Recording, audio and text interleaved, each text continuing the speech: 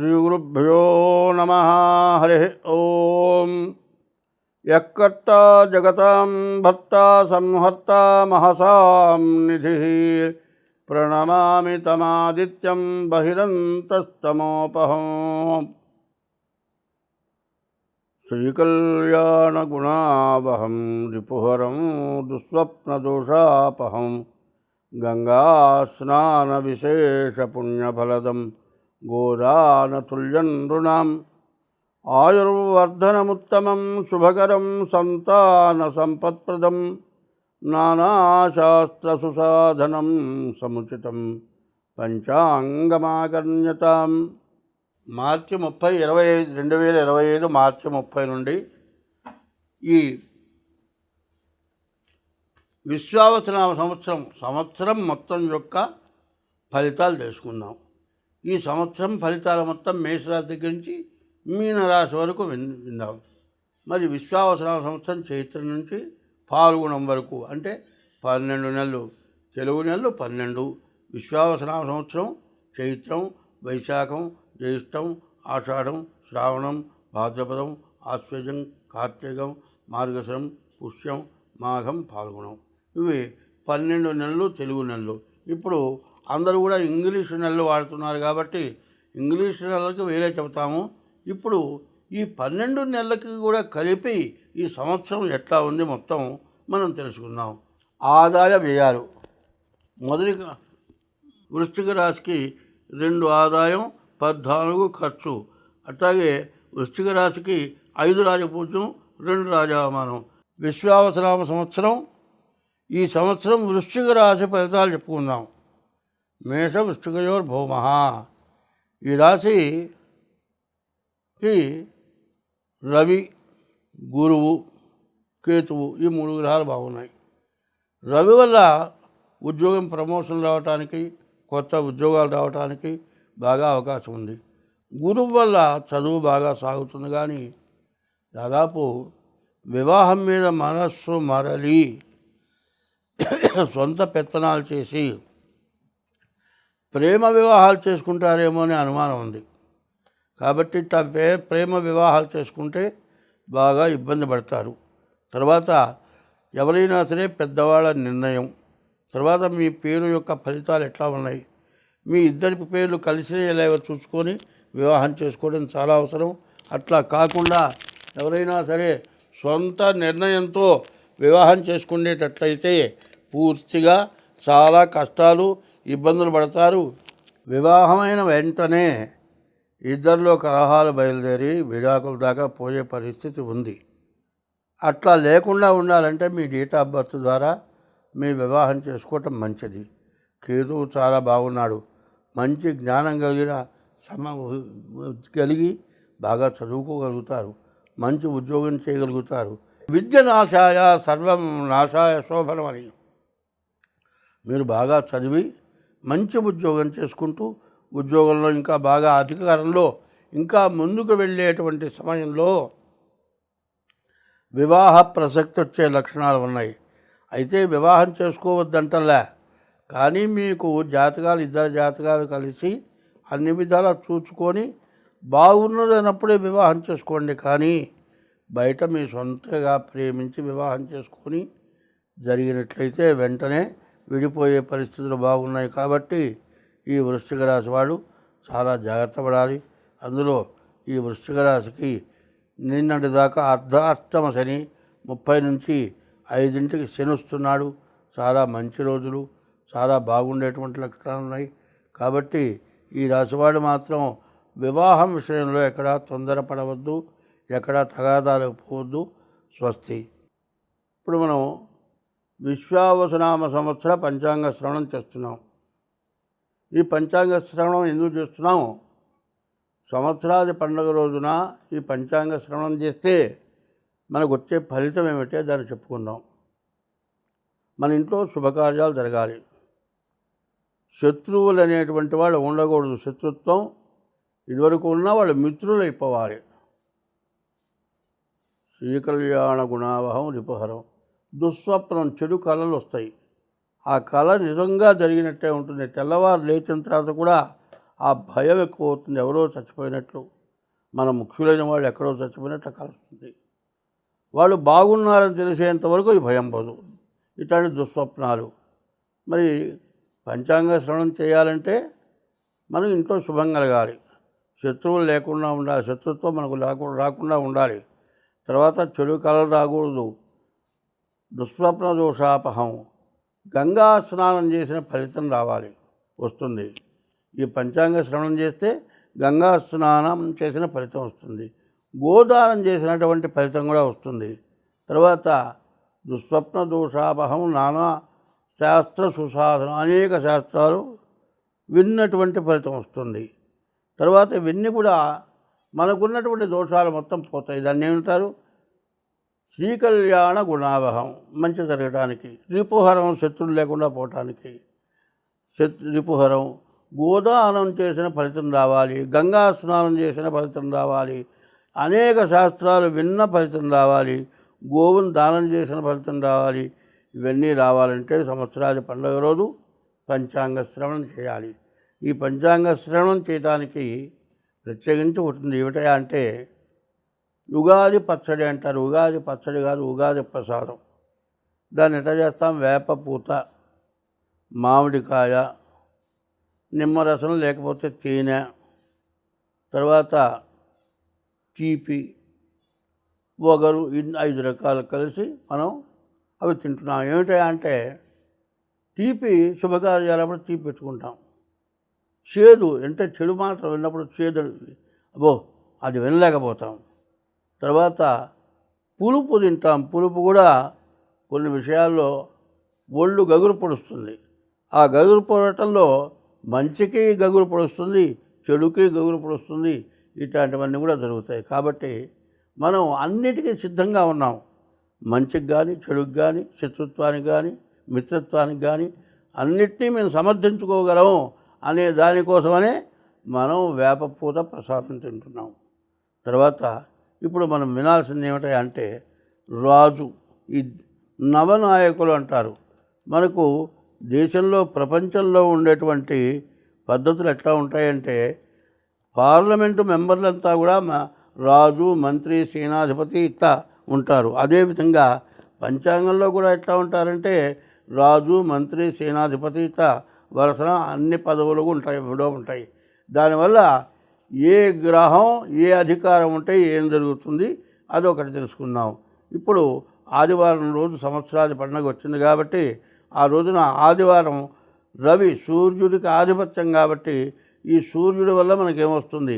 విపరీతమైన వర్షాలు, చక్కని వర్షం లభిస్తుంది.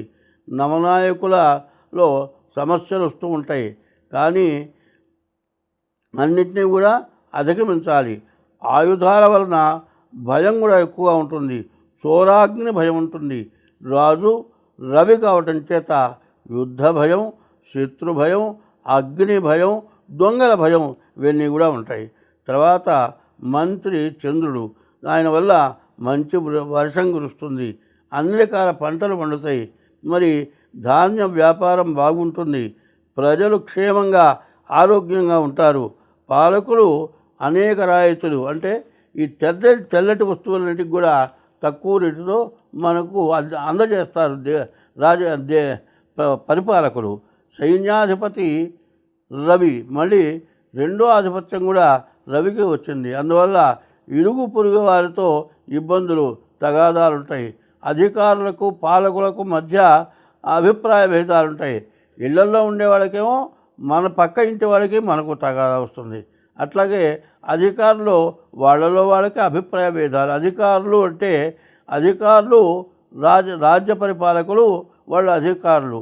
ఉద్యోగస్తులు ఉన్నారు, ఉద్యోగస్తులు ఆ పైన రాజ్య పరిపాలకులు చెప్పింది చేయాలి, కానీ అది చెప్పకూడదు చెప్పటం వల్ల వాళ్ళకి తేడాలు వచ్చి మరి ప్రపంచ పరిపాలన, రాష్ట్ర పరిపాలన, దేశ పరిపాలన ఇబ్బందిగా ఉంటుంది.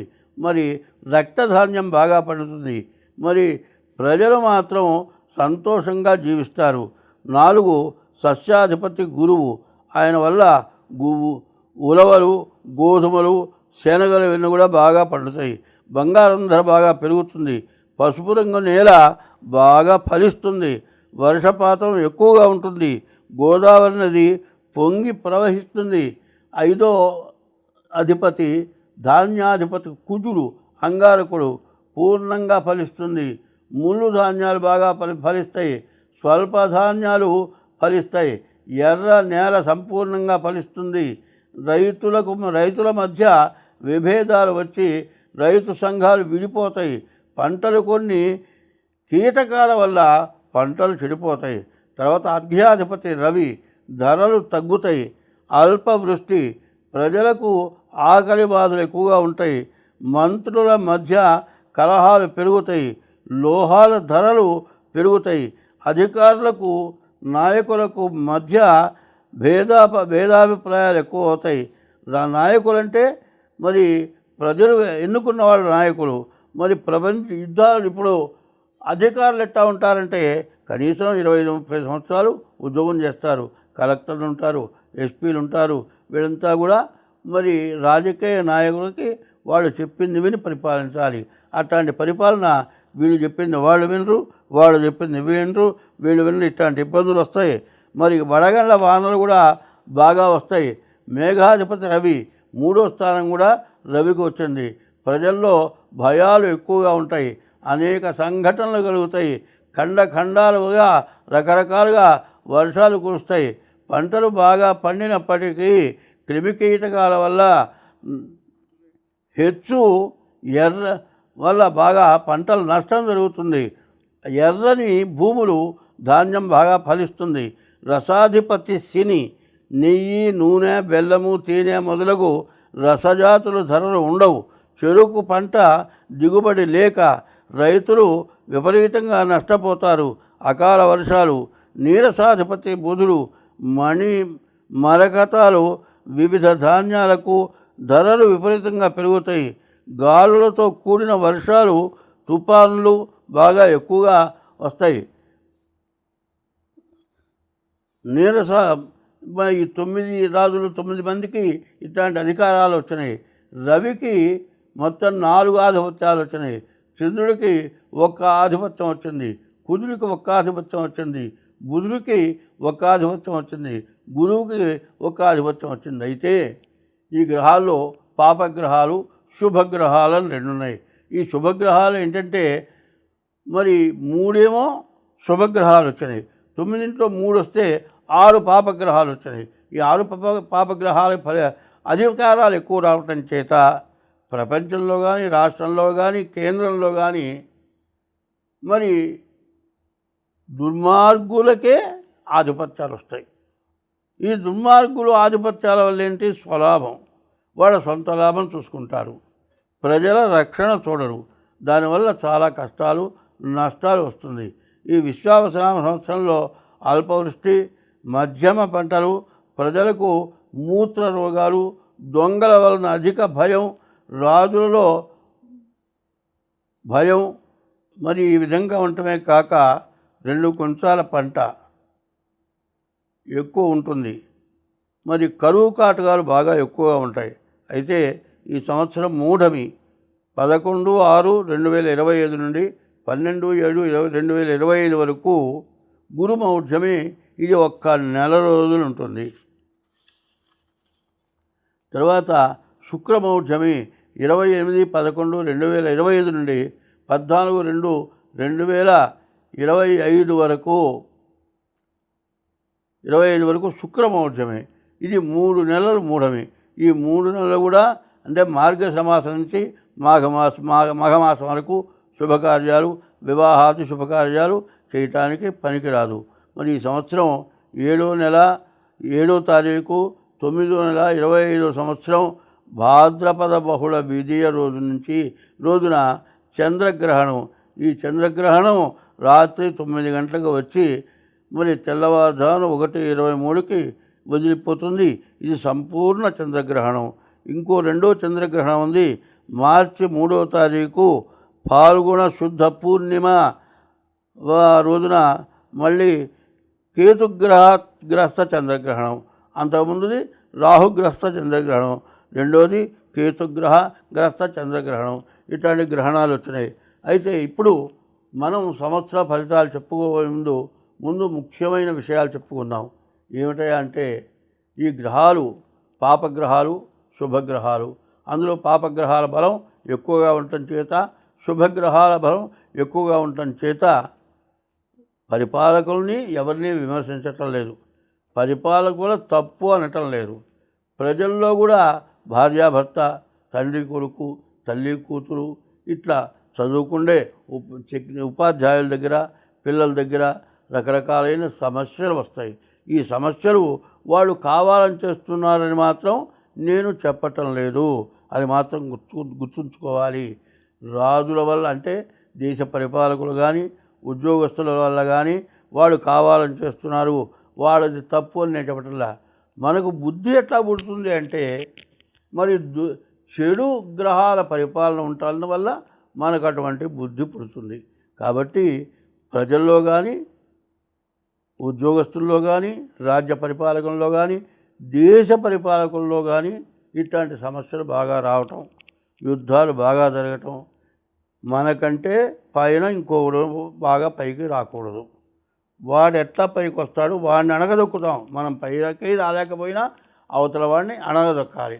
అంటే కొంతమంది చిన్న వాళ్ళంతా కలిసి ఏకమై వీళ్ళంతా కలిసి పెద్దవాడిని పడగొట్టడం కోసమని యుద్ధాలు చేసి దేశాన్ని నాశనం చేసుకోవటం జరగబోతోంది అని మాత్రం చెబుతున్నా.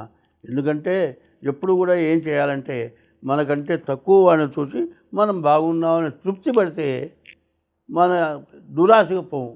అట్లాగే మనకంటే ఎక్కువ వాళ్ళని చూసి వాళ్ళలాగా మనం ఎట్లా అవుతామో, వాళ్ళలాగా మనం ఎట్లా సంపాదిస్తామో అనుకునేటట్లయితే ఎవరినోని ముంచాలి, పాపం చేయాలి. అటువంటి పాప పుణ్యాల కోసమని ఇబ్బందులు పడతారు. కాబట్టి ఆ విషయం చెబుతున్నా. ఎప్పుడు కూడా స్వర్గం ఆనందం ఎట్లా ఉంటాయంటే పుణ్యఫలం వల్ల స్వర్గం ఆనందం వస్తుంది. పాప ఫలం ఎందుకు వస్తుంది అంటే మనం చేసే చెడు పనుల వల్ల, పాపం వల్ల కష్టం వస్తుంది, పాపం వల్ల కష్టం వస్తుంది. పుణ్యం వల్ల, పుణ్యం అంటే సత్కార్యాలు, దేవతా కార్యాలు, 10 మందికి మేలు చేయటం, దానివల్ల పుణ్యం వస్తుంది. పుణ్యం వల్ల ఆనందం, స్వర్గం వస్తుంది. పాప పనులు చేయడం వల్ల మనకేమవుతుంది, కష్టాలు కలుగుతాయి. పాపం వల్ల యమలోకానికి పోతామని ధర్మశాస్త్రాలు చెప్పున్నాయి. కాబట్టి ఈ పంచాంగ శ్రవణంలో మంచి చెడు విమర్శించి చెప్పాను. దాన్ని మాత్రం ఎవరు చెడుగా ఆలోచించద్దు. దాన్ని బాగుండాలనుకుంటే ఎటువంటి సమస్యలోనైనా సరే కాస్త ఓర్పు వహిస్తే ఎటువంటి ఇబ్బంది రాదు. ఇప్పుడు కందాయ ఫలాలు చెప్పుకుందాం. అశ్విని నక్షత్రానికి 7 సంఖ్య వచ్చింది, మధ్య శూన్యం వచ్చింది. ఎందుకంటే 3 కందాయాలు. బేస్ సంఖ్య వస్తే అర్ధలాభం, సరి సంఖ్య వస్తే వచ్చే ఆదాయం ఖర్చు సమానం. 0 వస్తే ఆది శూన్యం, మొదటి కందాయంలో 0 వస్తే వ్యాధి, మధ్య శూన్యం వస్తే మధ్యలో 0 వస్తే మనోవ్యధ, అంత్య శూన్యం చివరి శూన్యం వస్తే ఎంత కష్టపడ్డా మిగిలేది చాలా తక్కువ. ఇది బాగా అర్థం చేసుకోవాలి. మొదటి కందాయం 0, ఆది శూన్యం మహావ్యాధి, వ్యాధి వస్తుంది. మధ్య శూన్యే, మధ్యలో 0 వస్తే మనోవ్యాకులత, అంత్య శూన్య చివరి శూన్యం 0 వస్తే వచ్చే ఫలితం స్వల్పం. అట్లాగే విషమే శ్రద్ధలాభస్యాత్, బేసి సంఖ్య 3 కందాయాలు కూడితే వచ్చే బేసి సంఖ్య అర్ధలాభం వస్తుంది. సమేతు సమతా భవేత్, సమానమైన సంఖ్య అంటే సరి సంఖ్య వస్తే వచ్చే ఆదాయం సమానంగా ఉంటుంది. ఇది దీని వివరం. కాబట్టి వరుసన సంఖ్యలు చెప్పుకుంటూ పోతాను. ఇది మాత్రం మీరు గుర్తుపెట్టుకోవాలి. మళ్ళీ చెప్పాలి అంటే టైము తీసుకుంటుంది, వినేవాళ్ళకి విసుగు అవుతుంది. కాబట్టి అశ్విని నక్షత్రానికి మొదటి కందాయం 3, రెండో కందాయం 0, మూడో కందాయం 4. భరణి నక్షత్రానికి మొదటి కందాయం 6, రెండో కందాయం 1, మూడో కందాయం 1. మరి కృత్తికా నక్షత్రానికి మొదటి కందాయం 1, రెండో కందాయం 2, మూడో కందాయం 3. మరి రోహిణి నక్షత్రానికి మొదటి కందాయం 4, రెండో కందాయం 0, మూడో కందాయం 0. అట్లాగే మృగశిర నక్షత్రానికి మొదటి కందాయం 7, రెండో కందాయం 1, మూడో కందాయం 3. ఇది సమసంఖ్య. మరి ఆదాయం మృగశిర ఆరుద్ర నక్షత్రానికి మొదటి కందాయం 0, రెండో కందాయం 4, మూడో కందాయం 4. పునర్వసు నక్షత్రానికి మొదటి కందాయం 5, రెండో కందాయం 0, మూడో కందాయం 1. తర్వాత పుష్యమి నక్షత్రానికి మొదటి కందాయం 0, రెండో కందాయం 1, మూడో కందాయం 3. ఆశ్లేష నక్షత్రానికి మొదటి కందాయం 3, రెండో కందాయం 2, మూడో కందాయం 0. తర్వాత ఆర్ద్ర పునర్వసు పుష్యమి. మఖా నక్షత్రానికి మొదటి కందాయం 6, రెండో కందాయం 0, మూడో కందాయం 2. పుబ్బ నక్షత్రానికి మొదటి కందాయం 1, రెండో కందాయం 1, మూడో కందాయం 4. ఉత్తరా నక్షత్రానికి మొదటి కందాయం 4, రెండో కందాయం 2, మూడో కందాయం 1. హస్త నక్షత్రానికి మొదటి కందాయం 7, రెండో కందాయం 0, మూడో కందాయం 3. చిత్తా నక్షత్రానికి మొదటి కందాయం 2, రెండో కందాయం 1, మూడో కందాయం 0. స్వాతి నక్షత్రానికి మొదటి కందాయం 5, రెండో కందాయం 2, రెండో కందాయం 2. మరి విశాఖ నక్షత్రానికి మొదటి కందాయం 0, రెండో కందాయం 0, మూడో కందాయం 4. ఆశ్లేష నక్షత్రానికి మొదటి కందాయం 3, రెండో కందాయం 1, మూడో కందాయం 1. మరి జ్యేష్ఠ నక్షత్రానికి మొదటి కందాయం 6, రెండో కందాయం 2, మూడో కందాయం 3. మూల నక్షత్రానికి మొదటి కందాయం 0, రెండో కందాయం 0, మొదటి కందాయం 1. మూల నక్షత్రానికి రెండో కందాయం 0, మూడో కందాయం 0. పూర్వాషాఢ నక్షత్రానికి మొదటి కందాయం 4, రెండో కందాయం 1, మూడో కందాయం 2. పూర్వాషాఢ నక్షత్రం మొదటి కందాయం 4, రెండో కందాయం 1, మూడో కందాయం 2. ఉత్తరాషాఢ నక్షత్రం మొదటి కందాయం 7, రెండో కందాయం 2, మూడో కందాయం 4. శ్రవణ నక్షత్రానికి మొదటి కందాయం 2, రెండో కందాయం 0, మూడో కందాయం 1. మరి ధనిష్ఠ నక్షత్రానికి మొదటి కందాయం 5, రెండో కందాయం 1, మూడో కందాయం 3. శతభిష నక్షత్రానికి మొదటి కందాయం 0, రెండో కందాయం 2, మూడో కందాయం 0. పూర్వాభాద్ర నక్షత్రానికి మొదటి కందాయం 3, రెండో కందాయం 0, మూడో కందాయం 2. ఉత్తరాభాద్ర నక్షత్రానికి మొదటి కందాయం 6, రెండో కందాయం 1, మూడో కందాయం 4. రేవతి నక్షత్రం మొదటి కందాయం 1, రెండో కందాయం 2, మూడో కందాయం 1. ఇప్పుడు ఇవన్నీ కూడా ప్రతిదానికి విడివిడిగా చెప్పకుండా అన్నిటికీ కలిపి చెప్పాల్సి వస్తుంది. మరి సరి సంఖ్య వస్తేనేమో వచ్చే ఆదాయం ఖర్చు సమానం. బేసి సంఖ్య వస్తే అర్ధలాభం, సగమే లాభం, మిగతాది మొత్తం నష్టమైపోతుంది. మొదటి కందాయం 0 అయితే వ్యాధి, రెండో కందాయం 0 వస్తే మనోవ్యాధి, మూడో కందాయం 0 వస్తే వచ్చే ఫలితం స్వల్పం. ఇది అర్థం చేసుకోండి. ఈ సంఖ్యను బట్టి కూడికేసుకోవటం, 0 ఎక్కడ 0 వచ్చింది అది చూసుకోవాలి. స్వస్తి.